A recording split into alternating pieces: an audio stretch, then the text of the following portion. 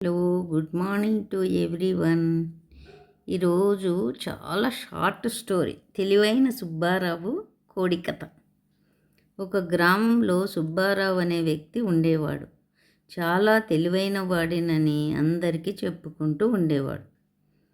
నిజంగా అంత తెలివైన వాడైతే ఈ కోడిని చూడకుండా దీని బరువు చెప్పగలవా? 3 కిలోలు అన్నాడు. అందరూ ఆశ్చర్యపోయారు. ఎలా చెప్పావు? చాలా సింపుల్. మా ఇంట్లో కూడా ఇలాంటిదే ఒక కోడి ఉంది. దాని బరువు 3 కిలోలు. అప్పుడే కోడి యజమాని నవ్వుతూ, అది మా కోడే సుబ్బారావు. నిన్నే మా ఇంటి నుండి తప్పించుకొని వచ్చింది. అయ్యో, నా తెలివి వల్లే గుర్తుపట్టాను అనుకున్నా. కోడి నన్నే గుర్తుపట్టేసింది. కొన్నిసార్లు మన తెలివి కంటే పరిస్థితులే ఎక్కువగా తెలివిగా ఉంటాయి. Thank you.